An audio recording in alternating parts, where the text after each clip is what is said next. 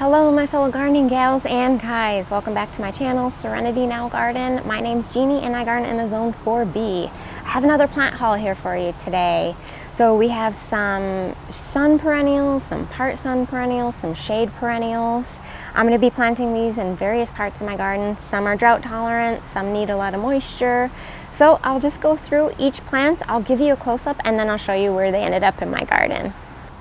Please give me a thumbs up if you like plant hauls and videos like these so I know, and please consider subscribing to my channel. It would really help me out to build my community. So let's get into the plant haul here. So this is the first plant I'm going to show you. This is a lupine, also pronounced lupin. And let me apologize, I do live next to an airport so it can get a little bit loud. So lupins are only good in zone 4 through 6. They don't do well in the south. They really don't do well with the really hotter climates. So these are early summer bloomers.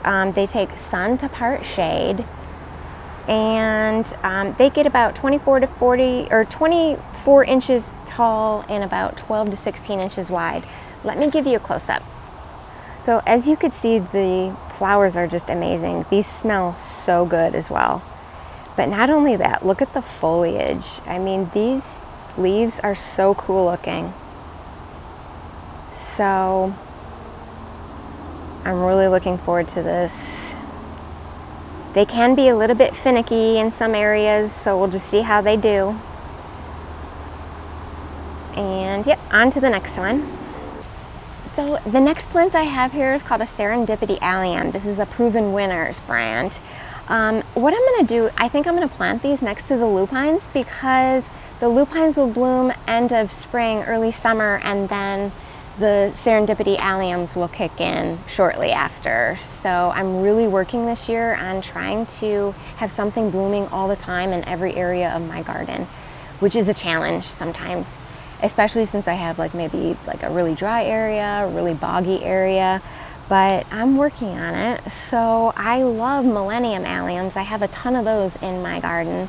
So I've always wanted to add Serendipity. Now the biggest difference is the Serendipity has more of a blue-green foliage. I'll insert a picture here from Proven Winners website. So you can see these are just gorgeous. They get about 15 to 20 inches tall, 15 to 20 inches wide.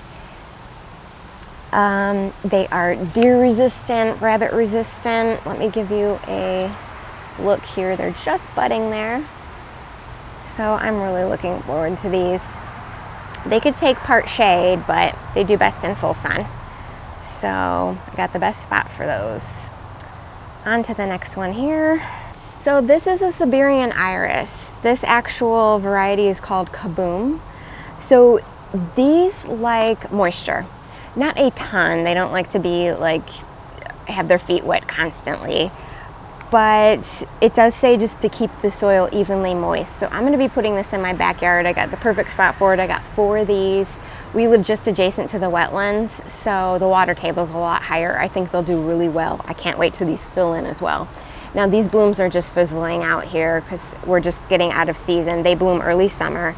They can do full sun to part shade. They get about 30 inches tall and 12 to 18 inches wide. And yeah, the foliage is really pretty. Let me give you a little close up here and try to show you the plant tag.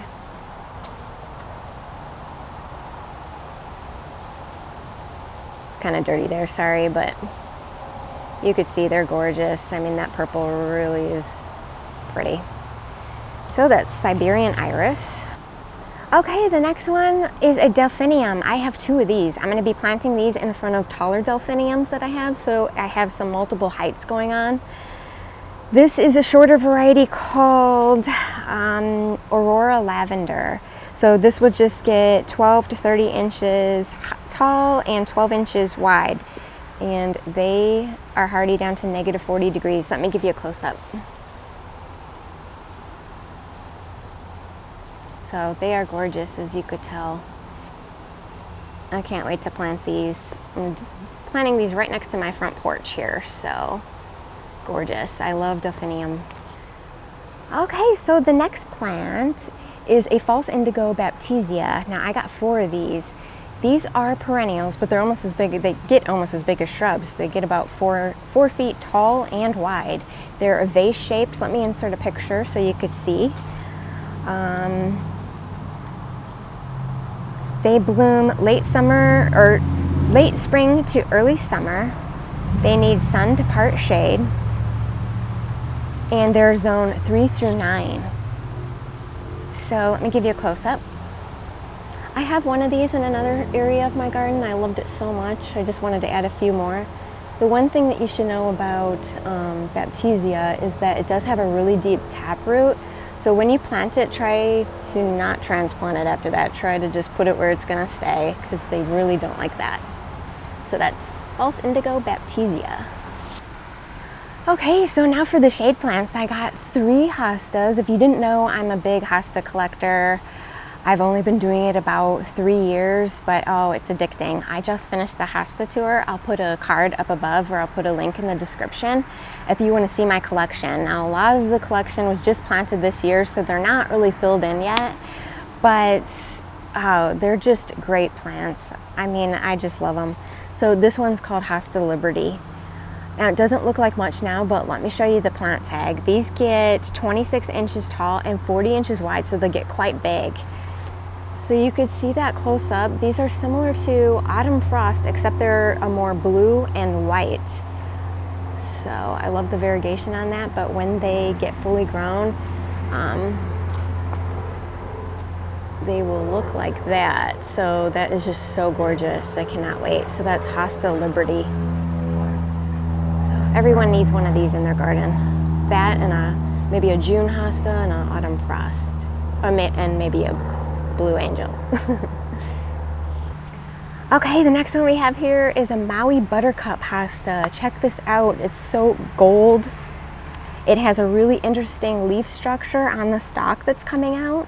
I'll give you a close-up. This is 10 inches tall and 18 inches wide when it's fully grown, and it's hardy down to a zone 3. So that is Hosta Maui Buttercups. Isn't that really cool looking? When I saw it, I was like, oh gosh, yep, I need to get one. Can't wait to plant that up. Okay, so for the last one, it's called a First Frost Hosta. So these will get about up to 28 inches tall and wide. Let me give you a close-up. So you can see it's just more of a blue color.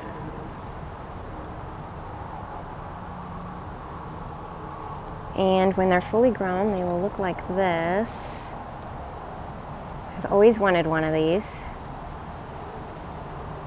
And I got this one at Menards for only $7.99 in a gallon container. So it's First Frost Hosta. Okay, you guys, so I'm gonna go plant these up. I'm gonna plant some up front, some on the sides, some in back, and I'll take you on a little tour after. Now, I have really sandy soil, so when I plant these, I usually mix the native soil with 2 parts black dirt and 1 part compost. Then I'll mix in like an organic fertilizer of some sort. Burpee organic, it's like a 4-4-4 mixture, or chicken poo is a 4-4-4 mixture. That's what I've been using lately, so just like a handful of that. And then I'll just water well. So let me go do that and I'll take you around. Okay guys, so I'm going to take you around and just kind of show you where I planted everything here. So this is my front porch. I just watered here, so right here is where I decided to put the Delphinium. So like I said, I'm putting these short ones in front of the taller ones that I already have there. I think this is just going to fill in the area really well. And I absolutely love Delphiniums, and they look great around this bird bath. I kind of do something different here every year, but the Delphiniums are staying. So, I mean, check out how tall the other Delphiniums are there. They're almost 5 feet tall. They're just about to bloom. So, I'm going to do like a What's Blooming Wednesday video once these are all in bloom so you guys could see. But yeah, I think this is filling in quite nicely. There's some lemon coral sedum right in between those Delphiniums in front, just to kind of brighten up the area, make it pop there. So yeah, I'm really excited about these. Let me take you to the side yard here. So this is where I decided to put the Serendipity Allium and the Lupines. So we got the Serendipity on the right, we got the Lupine on the left. Those lupins are just gorgeous. I mean, look at how unique the flowers are on that. So they're just on their way out soon. But like I said, as soon as those are done blooming, those Serendipity alliums will be going strong. Excuse the hose right there. So here's the other one, just a little bit further down on the other side of the hydrangeas I have. So Lupin on the left, Serendipity on the right. I think it's going to be great walking down that path and seeing everything bloom. So I really hope these do well. All right. So let's just go further down the path here. This is more shade down this way. So this is where I decided to put all the hostas. So there's the Maui Buttercups. I really thought it just brightens up the area well, that gold color. And then we also have Liberty. That will fill in the space good because that gets big. So it's just next to like some gold ajuga. And there's the first frost hosta. So just all in this area.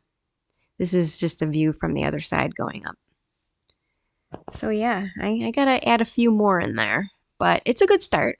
Good start. Just keep them well watered and they'll grow in. Now I'm gonna take you in the back. This is where I planted my Baptisia and the Siberian irises, but I have a video coming soon. This is all like under construction here. So I'll have that video out in another week or two, so stay tuned for that. I'll link it below as soon as it's ready. So hope you enjoyed that, guys. Happy gardening!